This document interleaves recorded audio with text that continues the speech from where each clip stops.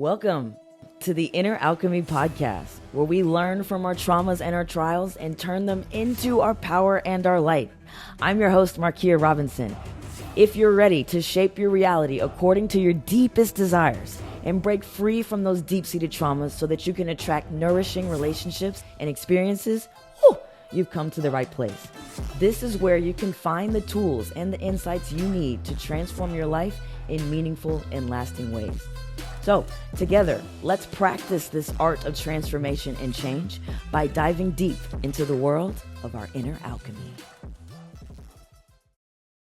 Welcome to the first episode of the Inner Alchemy podcast. I'm so freaking excited to talk with you guys today. Thanks for joining me. Before we get into the show, go ahead and like and subscribe because you're definitely going to want to get notifications on the new content that I'm dropping out, okay? This is the show. This is the show where we're going to dive deep into your trauma healing, your mental health, and your spiritual awakening, okay? I'm your host, Markia Robinson, and today I want to start off our show by diving deep into what alchemy truly means. I'm going to start off by defining what alchemy means to me, because there are several definitions of this word, and then we're going to talk about how I've used this process, how I've become an alchemist in everyday life, and how you can become a modern-day alchemist as well, okay? So, go ahead and like and subscribe to the show, and go ahead and share this with some of your buddies as well, okay? If you are a trauma healer just like me, you know that gifting somebody some knowledge is power, right? Now, let's get into it. Alchemy, to me, is the process of inner transformation and self-integration, okay? What does that mean? That means, to me, right, that alchemy is about taking base mental and emotional states like the negative, icky feelings that we try to run from, right? Like the depression or the grief or the stress or the anxiety. Those are feelings that we don't really like feeling too often. But it's about taking and isolating those mental and emotional states and turning them into more refined, more aligned mental and emotional states, okay? Why is this important? This is important because if you understand that the universe is mental, right? Like everything we see in our external world was once a thought at some point, right? Somebody's invention, somebody's creation, somebody's ideas started in their head, right? Your life started in your head. Before you even had the things that you have today, before you were in the relationship that you were in today, before you had the job that you had today, right? There was a version of you that was thinking and dreaming and visualizing those things, right?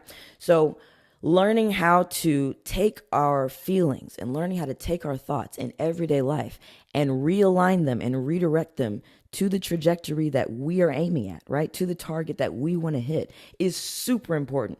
If you have a goal, if you have any type of dream that you're trying to manifest, this is a key ingredient to that recipe. So this is why I talk about alchemy in my coaching, and this is why I decided to make the Inner Alchemy podcast. I want to teach you guys how to master this process. I want to teach you how to take the worst feelings, the worst thoughts, the most uncomfortable moments, and turn them into something that's going to make you feel powerful, empowered, make you feel capable of handling life just a little bit better. So alchemy to me is about that transmutation, but it's also about creating a deeper understanding with yourself.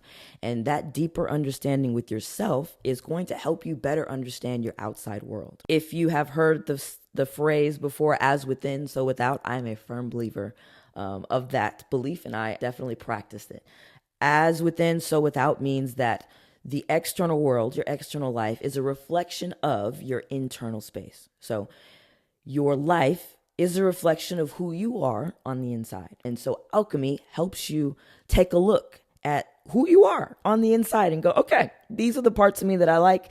These are the parts of me that I don't like so much, or these are the parts of me that are holding me back. Let's go ahead and give those parts some love. Let's go ahead and give those parts some power so that they can heal and rise up to the rest of my consciousness. And once all of the parts of me are aligned with who I truly am, then I can create the life of my dreams. Then I can create a life where I'm feeling good almost all the time. And I feel kind of like imposter syndrome-y saying that because, you know, like how can you feel good all the time? But as someone who struggles with mental health and has struggled with mental health for most of my life, it is mind-blowing to me still to this day that I have created a life that feels good to me 99% of the time. I'm so grateful.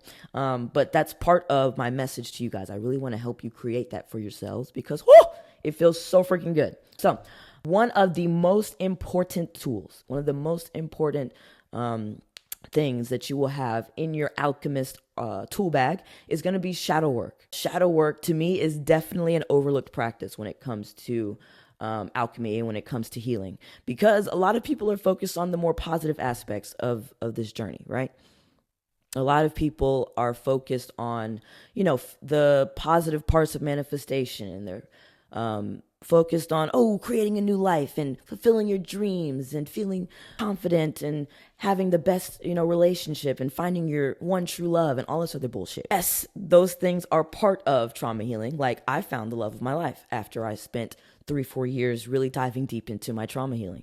I healed, a lot of relationship patterns and a whole bunch of stuff. And that created a positive result for me. I was able to attract a partner that is just right for me. But the shadow work and the alchemy and the patience and the, what's the word I'm looking for? Persistence, like resilience that I had to have in order to get to that end result is something a lot of people aren't talking about. So we're going to spend time talking about that today. A lot of us have suffered at some point in our life, in some way, shape, or form, from trauma or neglect. If you can't pick it out in your brain, if you can't, notice a memory or a moment where you've experienced trauma, you've probably experienced some kind of neglect in some way, shape, or form. It's not always about what has happened to us. Sometimes it's about what hasn't happened to us. So think about that as we dive deeper into this talk. But to me, shadow work is about finding out what you don't know that you don't know. I know that's a mind fuck, but it's really about taking a look at your subconscious self. It's about taking a look at the part of you that drives your actions, the autonomous part of you that has cyclical patterns, that has distorted thoughts, distorted beliefs, and has consistent or reoccurring coping habits and coping patterns that are holding you back from living a better life, that are holding you back from living healthier, that are holding you back from actually claiming the joy in your life. Those kinds of attachments, those kinds of obstacles can kind of be invisible or feel invisible. A lot of us are focused on our external life, so we're focused on the physical things that we need to do to move forward or to create the life that we want. But how many of you are focusing on the invisible things that you can't see that are actually holding you back?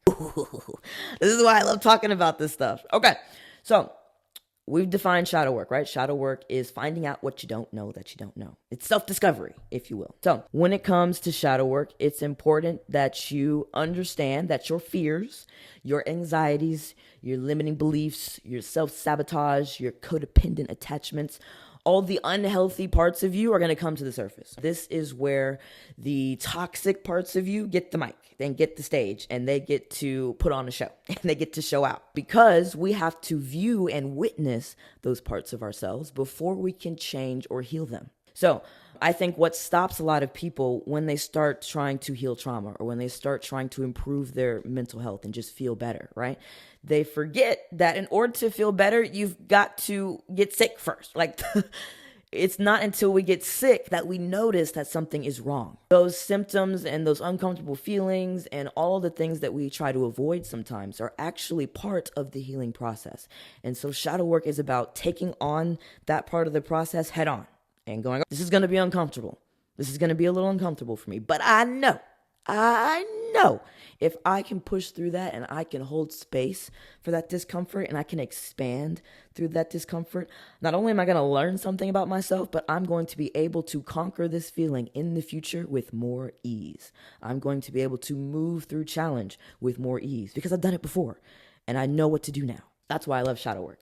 So let's get into the practical tips that are going to help you start becoming an everyday alchemist, becoming somebody who practices shadow work in their everyday life. But before I get into that, I want to talk about my coaching program, Cycle Breakers Initiative, because this program is designed to help you move into this empowered space where you take your past traumas, you take your unhealthy coping patterns, you take your self-sabotage and we turn that into your power. So if you're done surviving, if you're done struggling, if you're done hustling and you're ready to thrive and you're ready to live the life of your dreams, this program's for you. This program's for you. Let's get into these practical tips. So tip number 1 for beginning your shadow work is self-reflection, okay? You have to get used to looking at yourself. You have to get used to observing yourself, okay? This is the most fundamental part of alchemy. Looking at yourself from an objective point and asking yourself questions and going, why did I just do that? Or, why am I feeling this? Or, what is it that's going to allow me to feel a certain way? Asking yourself questions is going to help you explore your needs, your wants, and help you also observe your obstacles and the way that you get in your own way, so to speak. Self-reflection, to me, is really about acknowledging and witnessing that shadow side of yourself. So spend some time in the quiet. Spend some time alone, okay? And I know that can be hard for some of us, especially if you're at home with kids or with family, but try to create that space, even if it's just 5 or 10 minutes at the beginning of your day, right? Sit in the quiet and really just observe your thoughts. Observe and check in with how you feel. That is the beginning of shadow work right there. You can also use other tools like journaling and meditating and those types of things. And we will definitely dive deep into those topics in a different episode. But self-reflection at its core is really just about looking at yourself and taking the time to spend with yourself and learn and get to know yourself, right? Knowing yourself is power, okay? So that's number 1.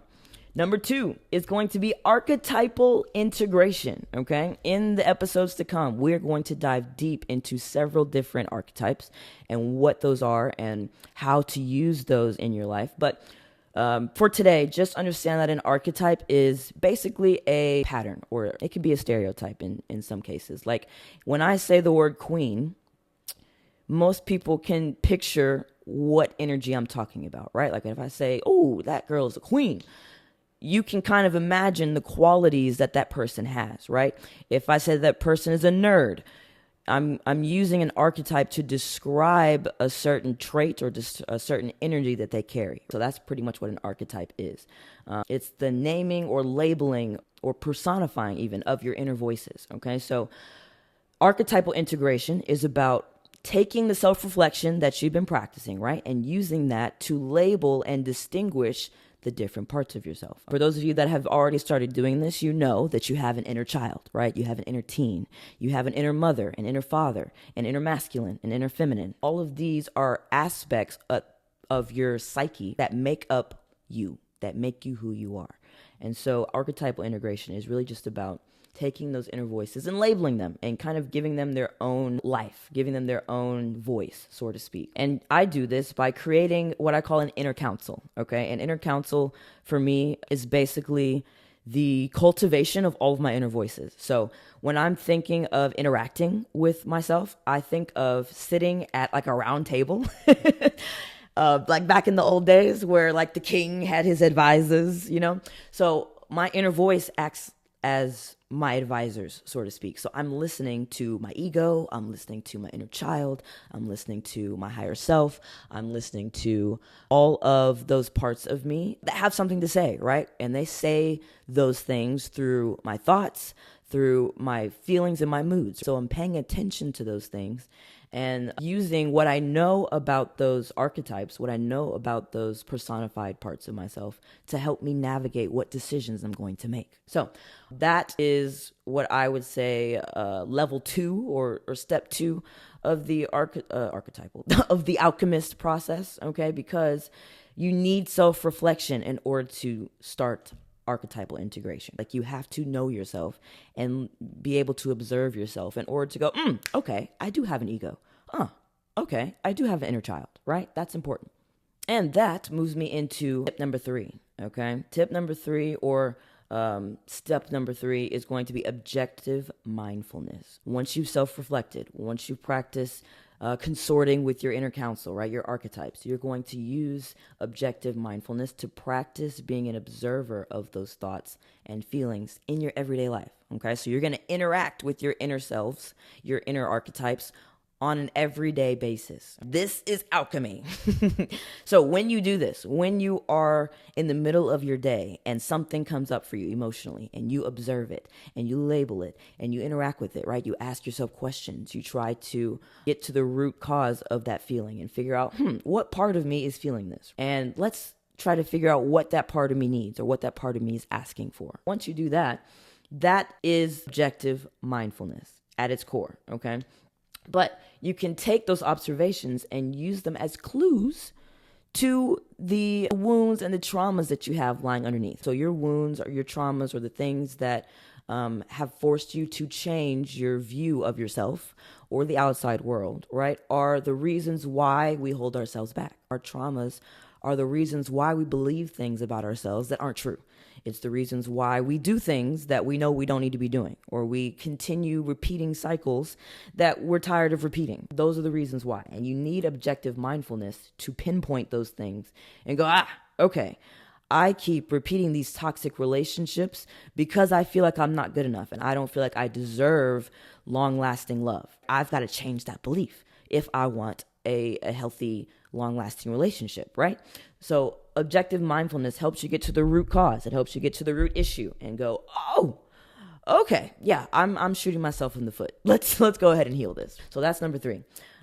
Tip number 4, look for your discomfort. Look for the things that most people run away from. Look for the things that are inherently uncomfortable. If you attack these things head on, you are going to fast track your healing journey like nobody's business. When I actually started adopting this mindset and actively practicing it, oh my gosh, my life changed because I have been trying to heal trauma for quite some time. I actually started, I'd say, picking up speed in about 2020, but I started my healing journey in like 2016. I had spent quite a bit of time trying to get to the root cause of things, but it was because I was avoiding uncomfortable feelings and pushing away uncomfortable thoughts that I had slowed down that process a little bit. So look at the things that annoy you. Look at the things that frustrate you. Look at the things that piss you the fuck off. I promise you, those moments, those feelings have gems in them. They have non-physical information that's going to help you get an inside view of your inner world and get an inside view of what's driving your actions and what's driving your life and what it looks like today. Embrace the things that are uncomfortable. Attack those things head on. And attack it with curiosity. Like, we're using self-reflection, we're using our inner counsel and our objective observations to help us hold space for the things that we're discovering. So once you discover these things and you're in the discomfort, don't attack yourself, right? Don't tear yourself down verbally for believing these things or for doing these things. Just focus on it with love. Attack it with compassion. I am what I call a compassionate warrior when it comes to trauma healing. I am definitely adamant about killing the parts of me that are not rooted in love, that are not rooted in safety, and that are not rooted in trust, right?